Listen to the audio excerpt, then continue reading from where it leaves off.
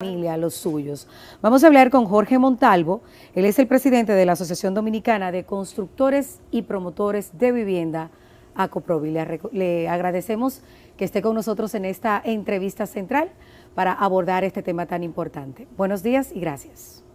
Muy buenos días. Gracias a ustedes por la invitación para tratar este tema tan importante que, como dices, constituye la posibilidad de adquirir un techo propio y los desafíos que enfrenta el sector en este momento.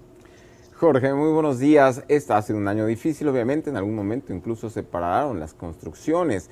¿Qué tanto se paró, qué tanto le afectó la crisis a la industria inmobiliaria? ¿Cuántos proyectos quedaron pendientes o completamente paralizados por esta crisis? Ciertamente el 2020, parte del 2020, esos meses de paralización fueron un momento muy difícil para la industria.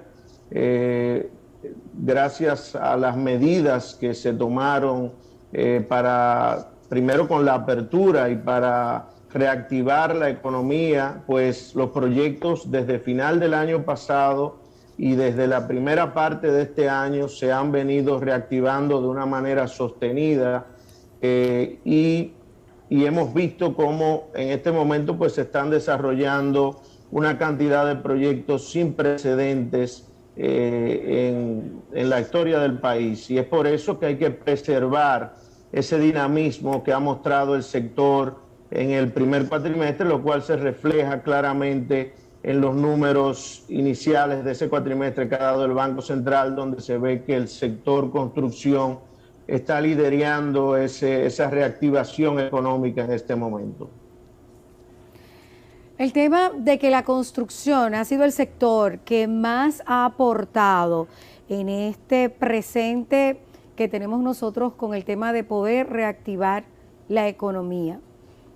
Cuando hablamos de que más ha aportado, si pudiéramos representarlo en cifra, ¿de qué estamos hablando cuando los números oficiales indican esto? Sí, nos referimos a que el sector ha crecido en el primer cuatrimestre un 19.5% y ha liderado el crecimiento en ese sentido. Y cuando se compara con las cifras del año pasado, pues el movimiento hacia arriba, el crecimiento es de más de un 500%. O sea que realmente es mucho lo que está incidiendo el sector en la dinámica económica. Y es por eso que este tema de las alzas de los precios de los materiales es tan importante de enfrentar para que lo que se ha logrado desde final del año pasado y principio de este, en esa reactivación se mantenga y pueda continuar siendo un sector fundamental en el crecimiento. Recuerden que la ventaja que tiene el sector construcción es que el derrame que hace en la economía pues es muy amplio, o sea, incide inmediatamente en otros sectores en ese proceso de reactivación y aporta solamente en empleos directos cerca de 400.000 empleos, que también ha sido uno de los objetivos fundamentales de esta administración, el tema de la preservación y la generación de empleos en nuestro país en este momento. Jorge, pero así como se está reactivando, también hay un incremento enorme en los costos de producción porque dependemos, la construcción de República Dominicana depende de las importaciones, importamos acero, importamos materiales y todo se ha incrementado. Por ejemplo, el acero se ha incrementado en 22% desde abril o entre abril y junio. Los precios de embarque se incrementaron, especialmente después de la crisis en el Canal de Suez, cuando encalló un buque.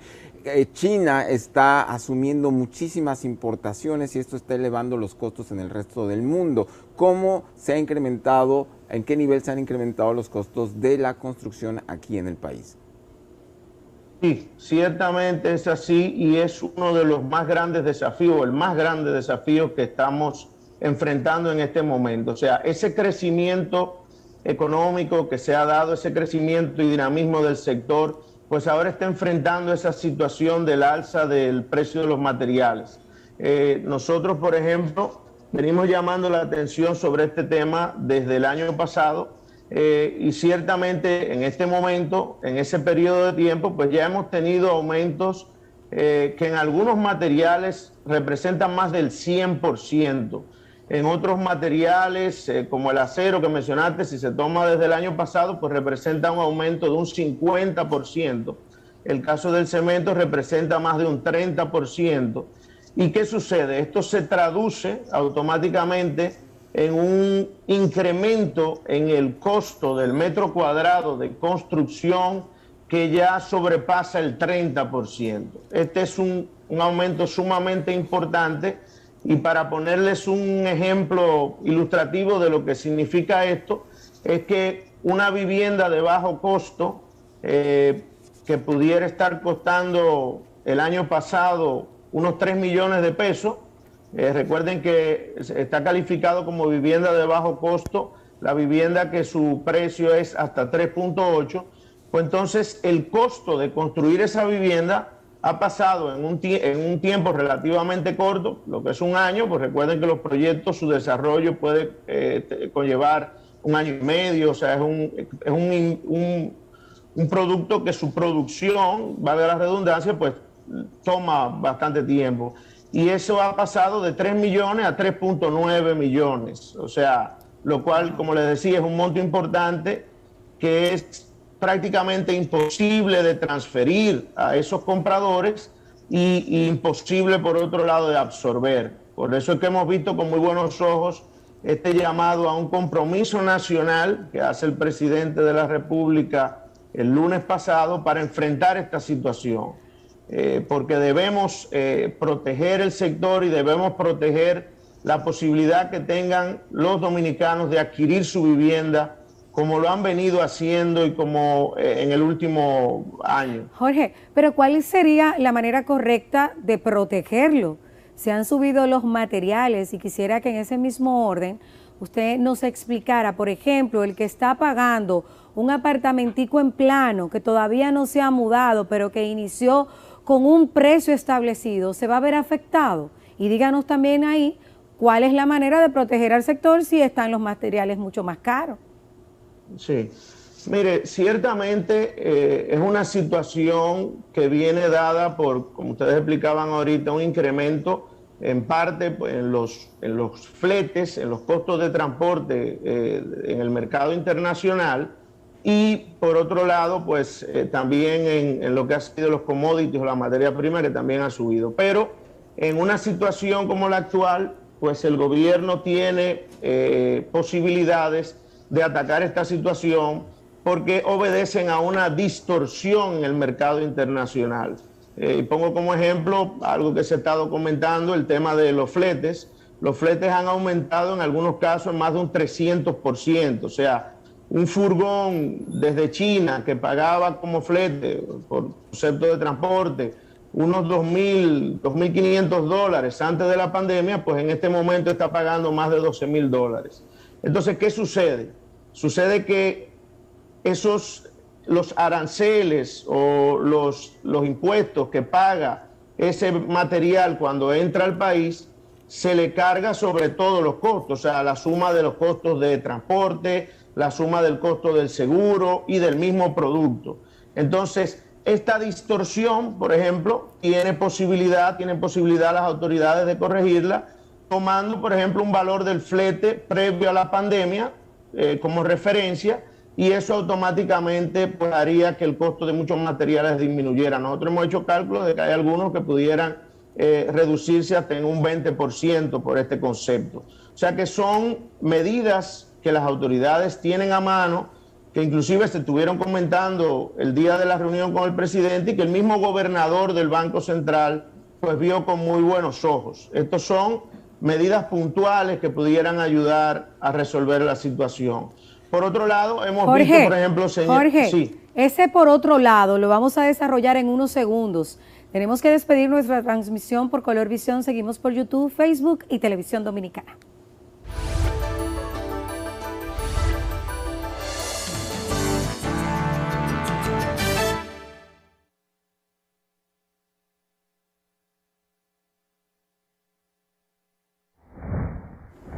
Jorge Montalvo de Acoprovi está conversando con nosotros. Ahora sí, Jorge, puede desarrollar lo que inició hace unos segundos. Sí, Bueno, Tuvimos tenemos un problema. dificultad con la conexión de Jorge Montalvo. Estamos hablando de un tema tan importante, Ezequiel, como el tema de poder adquirir una vivienda. Es el sueño, el anhelo de cualquier hombre o mujer trabajadora en República Dominicana. Y esa garantía, eso es una garantía para la vejez de uno. Prácticamente durante 30 años, a partir del 96, cuando comenzaron estos gobiernos pledeístas, la construcción ha tenido un auge inusitado en el país y ha sido uno de los principales impulsores del crecimiento de la economía. Y hoy están en una crisis, es una industria que da muchos empleos, que también representa una proporción muy importante del Producto Interno Bruto Nacional y está pasando por un mal momento, como todo el país, por supuesto, por la crisis. Y hay planes. Esta semana, recordemos que el presidente de la República se reunió con los diferentes sectores económicos, incluidos los constructores, para crear una mesa de trabajo para presentar propuestas con la intención de reducir la escalada alcista de precios que hemos tenido. Y Acoprovi tiene recomendaciones, planteamientos para tratar de contrarrestar estos incrementos. Jorge Montalvo está con nosotros nuevamente. Jorge, cuéntenos. Sí, pues como le comentaba, hay medidas que las autoridades pueden tomar y que pueden contribuir a resolver esta situación. Nosotros estamos trabajando en una propuesta. Recuerden que el presidente en esa reunión del lunes pasado planteó que estas propuestas fueran presentadas en un plazo de 10 días y ya desde esta semana pues se empezaron a hacer las coordinaciones desde el Ministerio de Industria y Comercio y el sector construcción es parte de estas mesas y va a estar presentando sus propuestas para las soluciones de estos temas.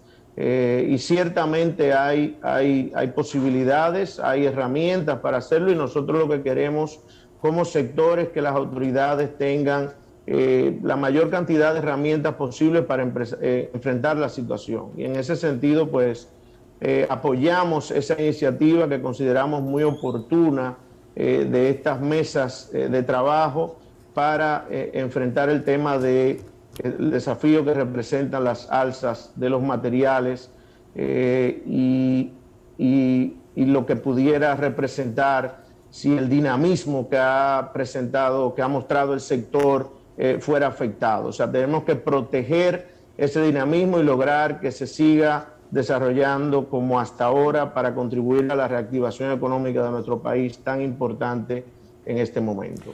Jorge, ustedes han hablado con el gobierno, el gobierno se planteó como una meta la construcción de miles de viviendas de bajo costo para familias de mediano y escasos recursos.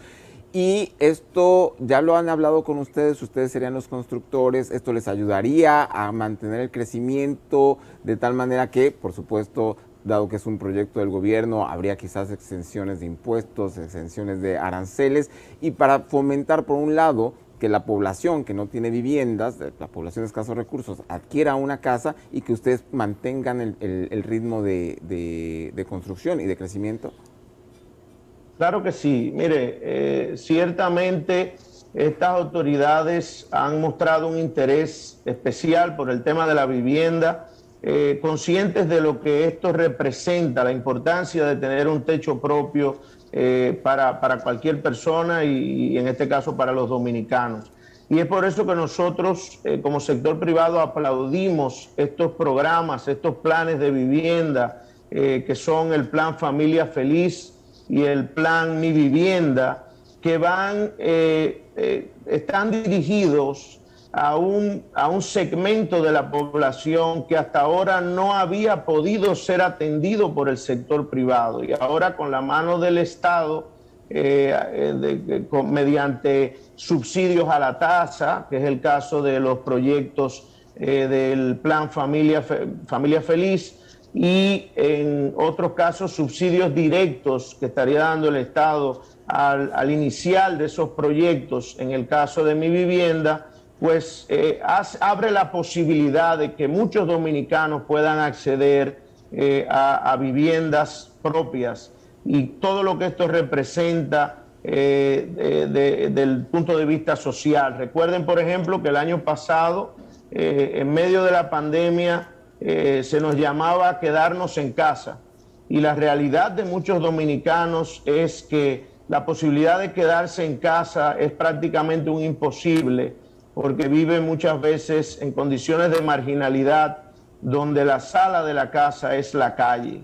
O sea que el hecho de que las autoridades hayan visto el potencial del tema vivienda, no solamente para el relanzamiento de la economía, como de hecho ya se están viendo los resultados, sino para el desarrollo social de las personas y la inclusión de todos los dominicanos, pues nosotros desde el sector privado lo aplaudimos, como aplaudimos este esfuerzo de las autoridades para mitigar lo que representan estas alzas de materiales que tanto están afectando a nuestro sector, y estamos confiados en que se buscará una salida para que el sector siga teniendo el dinamismo que ha tenido hasta ahora.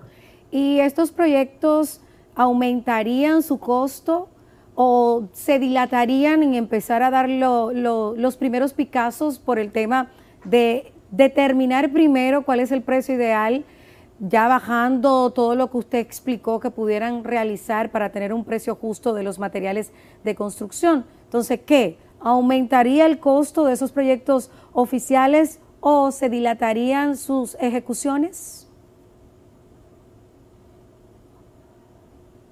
Jorge, nuevamente la conexión nos hace una mala jugada, pero vamos a seguir con esta conversación. De hecho, los amigos televidentes le están preguntando a Jorge muchísimas interrogantes que tienen, el tema de que si después que tú firmas un contrato con un monto, si la constructora te lo puede incrementar y todo claro, eso, son se lo vamos temas a preguntar. pendientes, ojalá que restablezcan la comunicación rápido, porque es un sector vital de la economía, en el que todos estamos involucrados. Estamos hablando de la vivienda, es algo básico.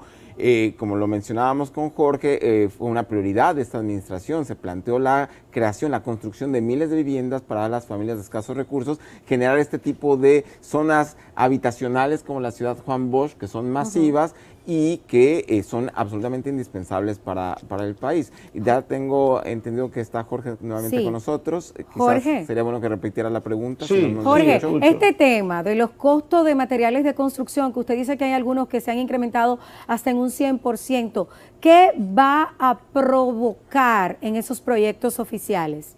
¿Un incremento del costo o dilación en su ejecución porque esperarían poder regular esos precios? Sí, ciertamente ambas cosas. O sea, es una situación que va a afectar y está afectando los números que han hecho las autoridades con relación a los precios a que quieren que llegue esos apartamentos a la población. Imagínate tú, o sea, un apartamento que quizás lo tenían contemplado en $1 millón, pues automáticamente con un 30% ya estamos buscando, está llegando a 1.300.000, con todo lo que eso implica, porque en el segmento de bajo costo, muchas veces la diferencia entre que una persona pueda acceder o no a una vivienda es una cuota de $1,000 o $2,000 que pueda o no pagar en el banco. O sea que es un tema muy delicado y más que nunca, tanto sector público como sector privado estamos en un mismo barco. O sea, y por eso es tan importante buscarle una solución a este tema y hacerlo de manera efectiva y rápido para que no peligren estos proyectos que en un caso, Familia Feliz representa más de 11,000 unidades para este año y en el caso de Mi Vivienda representan 7,000 unidades. O sea que ciertamente es un problema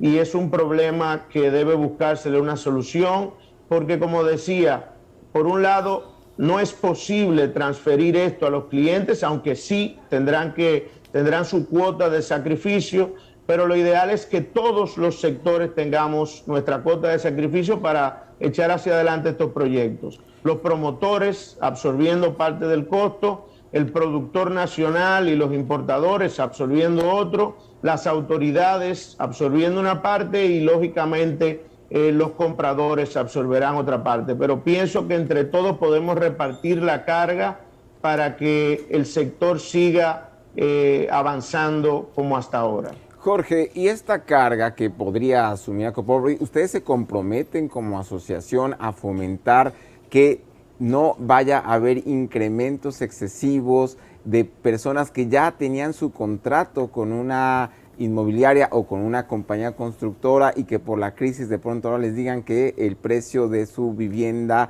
que aún no está terminada, se incrementó desproporcionadamente, o simplemente que se incrementó porque ellos consideran que tuvieron un contrato por 3 millones de pesos y ahora les dicen que su vivienda va a costar 4 millones y su hipoteca, si era de 30,000 pesos mensuales, les va a aumentar quizás a 40,000 pesos mensuales durante 20 años. Entonces, este tipo de cosas yo creo que es algo que le preocupa a todo el mundo. De hecho, Jorge, Ezequiel, esa es la pregunta de Juan Lora. Si usted tiene un contrato ya preestablecido con una compañía, ellos tienen el poder de cambiar el precio del contrato, ya que está en el contrato, el precio inicial. Fíjese, muchos contratos establecen cláusulas de aumento precisamente ante situaciones como la actual. De hecho, en la mayoría de los contratos se toma de referencia el índice de costo de la vivienda, que es una herramienta que lleva la Oficina Nacional de Estadística, la ONE, y que se usa como referencia en los contratos para ir monitoreando el aumento que puedan tener los precios, ¿no? del tema de la vivienda. Al final, recuerden que el promotor lo que quiere es que el comprador pueda llegar a feliz término. Bueno, qué lamentable que estamos teniendo fallas con esta entrevista, que además es tan importante para la población escuchar lo que dicen los constructores sobre esta industria y las garantías que ellos nos dan, porque es una queja constante. Bueno, todos lo sabemos, todos los que hemos tratado de tener una vivienda sabemos lo complicado que es, porque además se cotizan en dólares. Así es. Dependemos, por un lado, de la tasa de cambio del dólar, dependemos de las fluctuaciones de las materias primas a nivel internacional, y los costos se van incrementando y cuando te das cuenta, tu hipoteca ya se duplicó.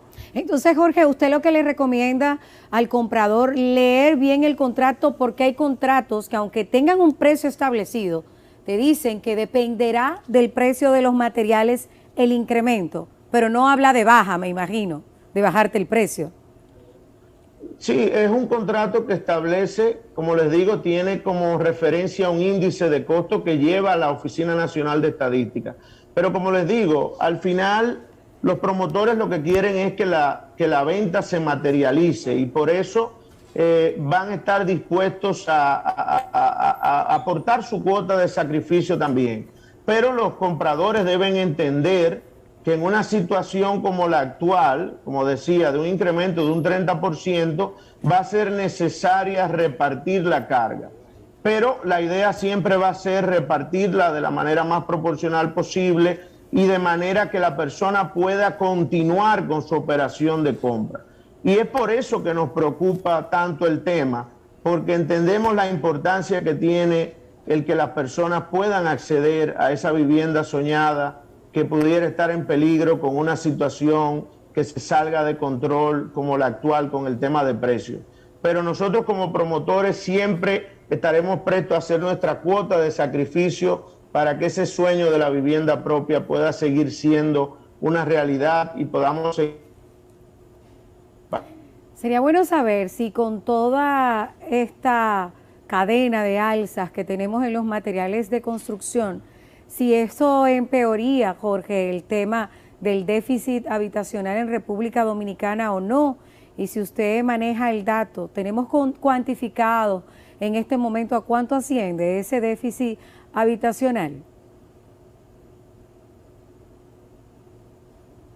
Creo que está congelada nuevamente la comunicación. Se congela la comunicación, pero los precios siguen subiendo. Los precios siguen subiendo, se congelan. Y hay muchas preguntas que siempre tenemos, que están pendientes con los constructores. Por ejemplo, el hecho de que no se construye ni siquiera para la clase media, se construye para la clase media alta. Los constructores han visto estos beneficios de construir apartamentos costosos, y mientras la gente que realmente necesita una vivienda, que no la tiene, no la puede adquirir. Sí, pasa con mucha frecuencia. Jorge, ¿escuchó la pregunta?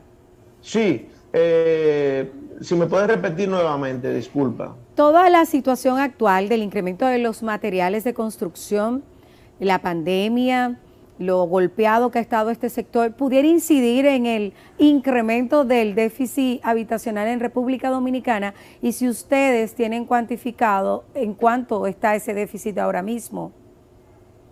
Sí, el déficit cuantitativo ronda el 1.000.000 de viviendas y el cualitativo ronda los 2 millones de viviendas. Es un déficit muy alto. Y Y estos cualitativo, para que planes, la gente entienda, es cuando una vivienda no tiene acceso a un sanitario, no tiene acceso al correcto, agua, tiene el techo con correcto, filtraciones, hay alguna correcto. dificultad. Cuantitativo es la cantidad, ¿no?, del déficit. Cualitativo es viviendas que no están en condiciones por falta de todos esos servicios básicos que tú mencionas. O sea que el déficit es sumamente amplio y es por eso que estos planes de vivienda que fomenta las autoridades son tan importantes. Ahorita escuchaba sobre el tema de la clase media. Esa es una de las medidas que nosotros hemos venido empujando en los últimos meses y es el tema de aumentar el tope de la vivienda de bajo costo, que actualmente está en 3.8, para que por lo menos, habíamos comentado en principio, por lo menos llegar a 4.5 millones, pero inclusive en los últimos datos y a raíz de todos estos incrementos, estamos promoviendo que eso inclusive pueda ser hasta vivienda de $150,000, precisamente para que la clase media pueda acceder a estos incentivos y pueda adquirir su vivienda propia en una coyuntura como la actual. Pero Jorge, no entiendo esa parte. Como una persona de clase media, un profesional, puede adquirir una vivienda de $150,000 con los salarios que tenemos. Es decir, lo que se está construyendo en el país ya de por sí son de 150,000 para arriba, lo que se construye en la capital. Quien no tiene... No llega a reunir esos recursos o obtener un crédito para una vivienda de ese nivel, tiene que salirse de la capital y estamos creando un distrito nacional, una capital del país muy elitista. Lo que se construye es para la población de clase media alta, entonces no entiendo bien esa lógica de aumentar el tope de vivienda económica de $150,000, porque realmente para nuestras condiciones económicas no lo es. No, ciertamente los proyectos de bajo costo están dirigidos al segmento bajo y medio bajo. Entonces, por eso hablamos de ese tope que actualmente es de 3.8, de mover. Nuevamente se ha congelado la comunicación. Espero que la restablezcan Paciencia, pronto porque supongo que mucha gente está preguntando, no han tenido tiempo de ver el chat, pero es un tema que a todo el mundo le interesa, a todo el mundo nos afecta y que además está creando esta distorsión social porque tenemos una capital demasiado elitista y los constructores se han dedicado cualquier casuchita cuesta unos cuartos usted meterse en eso. Por supuesto. Y yo me imagino que con todas estas variantes también va a incidir el tema del financiamiento. Pero seguimos con la pregunta que usted hizo, Ezequiel, que Jorge estaba respondiendo. Sí, decía que esta parte del tema de la vivienda, por eso se está trabajando en que pueda moverse el tope de 3.8 a 4.5. Con relación a lo que comentas de que muchos de estos proyectos deben salir a la periferia de la ciudad, pues ciertamente ya hay un tema de carácter normativo que debe trabajarse con normativas actualizadas que permitan que los proyectos con viviendas de tamaño compacto y que sí pudieran estar dirigidas a la clase media se puedan seguir desarrollando en el Distrito Nacional. Por eso ahí estamos trabajando de la mano de las autoridades de la alcaldía, promoviendo que podamos tener normativas que permitan que la clase media no sea expulsada de la ciudad hacia la periferia. Pero con relación al otro tema de la vivienda de bajo costo, pues en este momento sí va a ser importante subir los topes para que sigan pudiendo tener los incentivos y seguir accediendo a estas viviendas en las actuales circunstancias.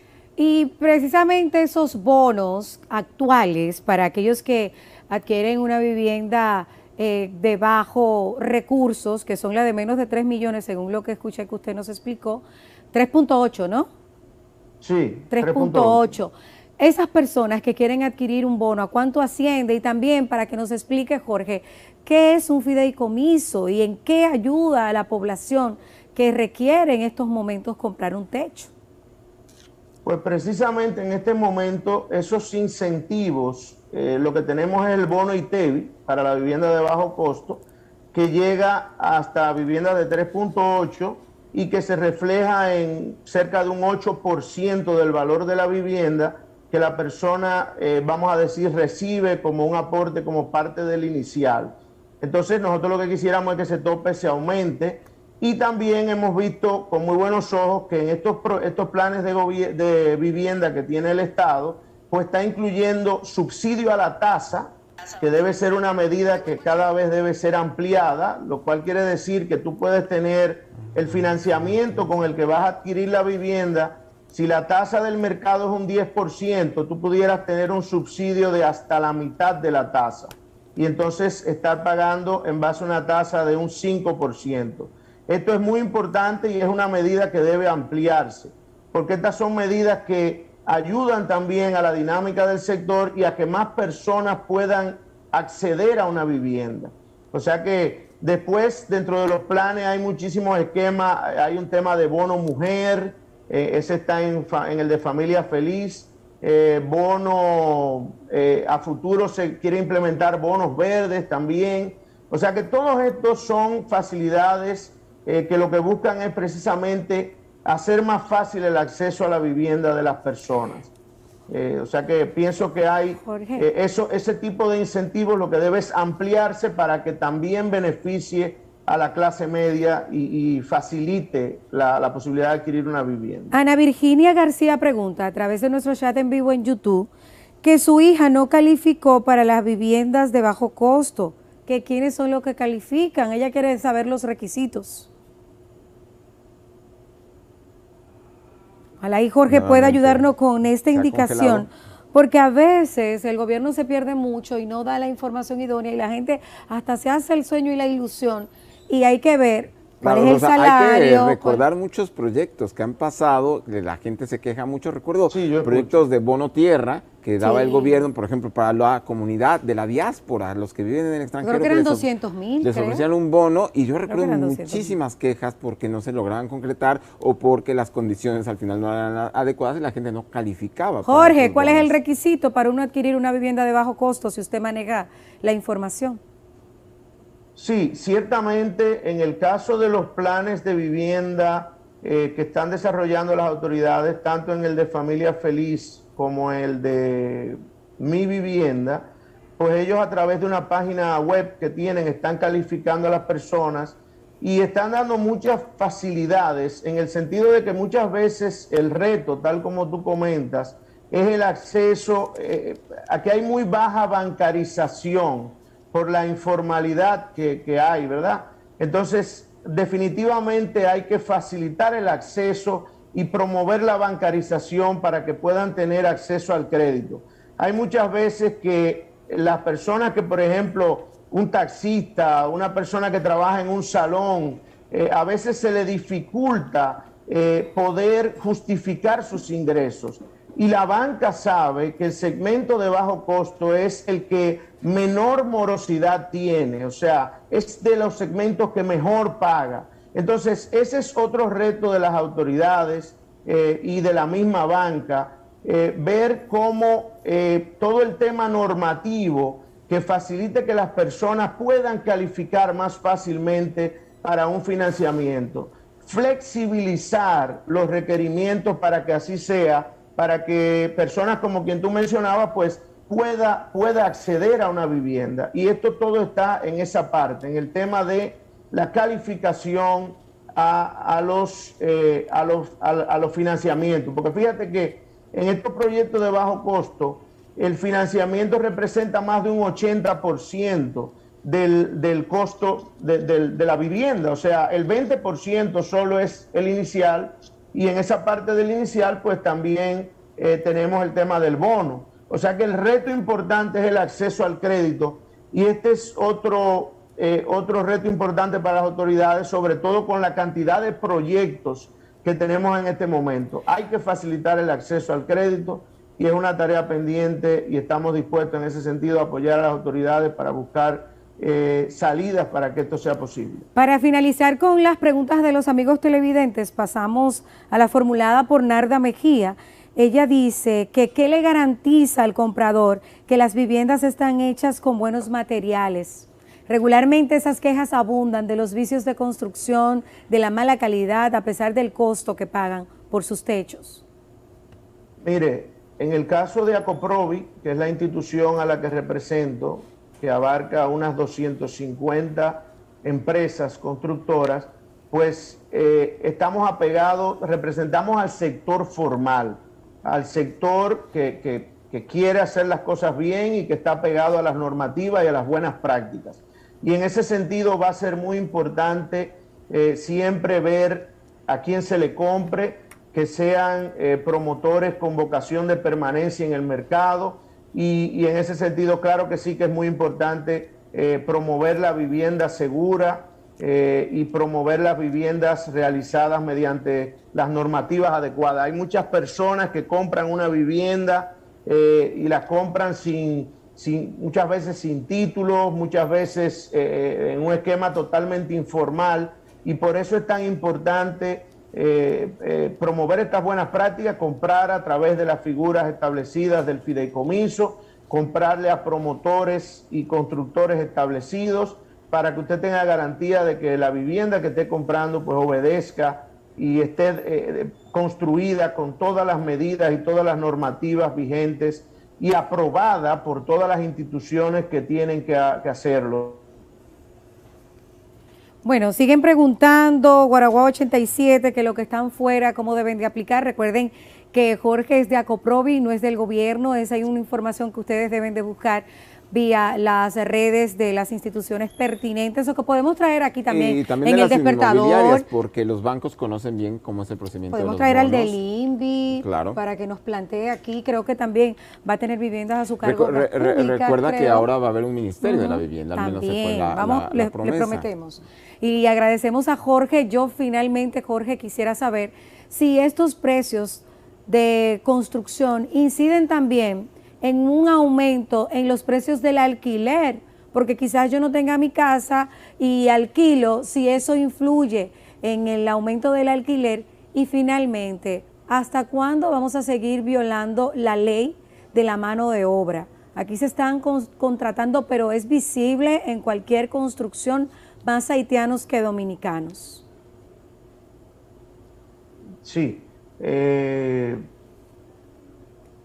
sí, como tú bien comentabas, es importante sí también que las autoridades hacer una invitación ahí a los amigos del INVI y la misma banca para que dé más detalles con relación a estas facilidades de acceso.